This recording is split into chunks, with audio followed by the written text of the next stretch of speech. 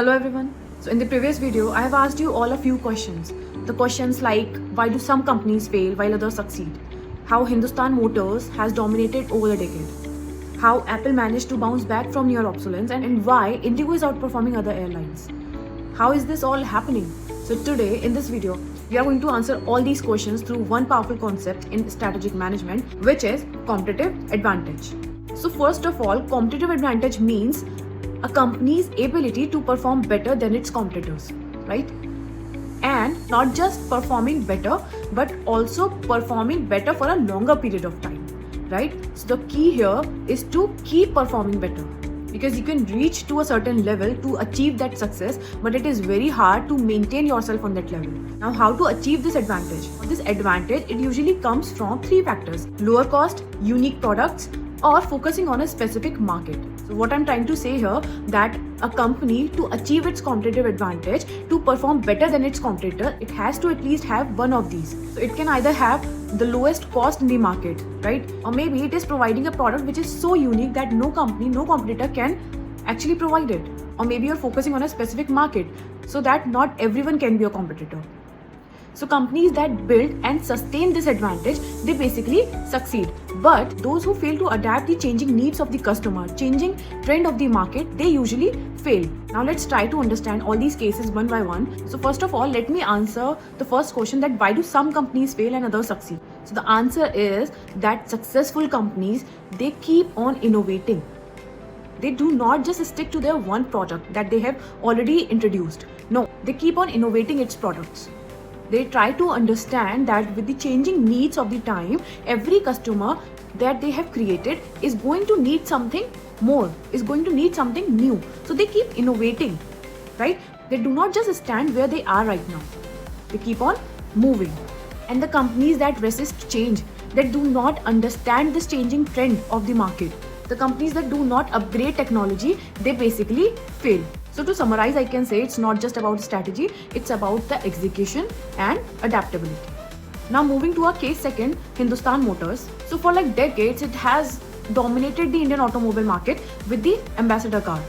And why was it successful? So few of the reasons being that in pre-liberalization in India, there were limited competition. Also, it had the strong government support. So it was able to create a brand trust and reliability. Customers were actually trusting in their brand because it was holding that much of power on the market, because every elite class was using their car. So first of all, it created an image of an elite class, and secondly, it had given such a good performance at that time. No company was able to provide that. Hindustan Motors was able to maintain that much of domination over the market, but then it failed earlier. So what was the reason for that? The competitive advantage that they were getting, they lost it. Why? Because there was no innovation. There was poor response to their competitors, and their technology was being outdated. So they were not able to upgrade that. So for all these reasons, after somewhat around 1980, they saw a fall in their automobile sector. So that's what I said earlier, that just having competitive advantage is not enough. You must be able to adapt to change. So now moving forward to my case 3, which is Apple's comeback. Now consider Apple Inc. for a minute. In the 1990s, Apple was close to bankruptcy, but then comes Steve Jobs in the picture, and it changed everything. So what did Apple do right? Well, first of all, it created a brand ecosystem, right? So a brand ecosystem is said when you are surrounded with all the products of one brand. In Apple's case, Apple was not just providing hardware, it was also providing software. It was also providing services. How? Apple was not just providing you the iPhones, it was also providing you the software in it, their own software, iOS. Now with their hardware, their software, they were also providing services.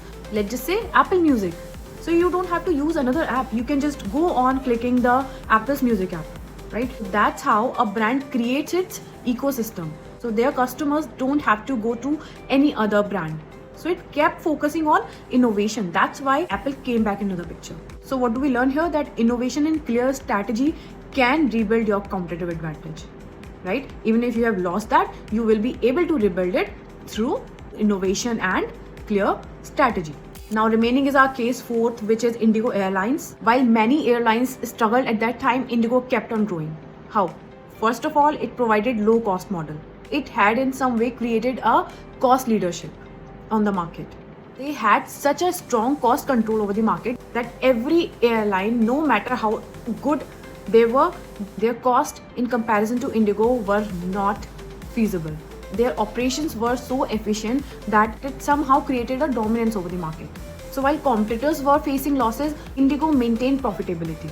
Here we learn that operational efficiency can also be a competitive advantage.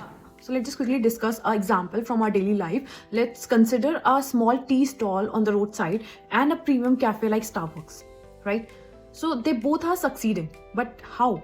Well, because they both are using different strategies.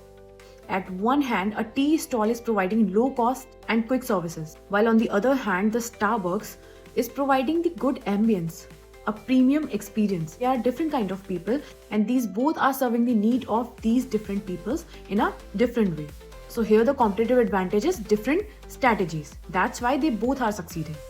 You cannot say that a tea stall is not good enough or a Starbucks is not working fine, right? They both are going side by side.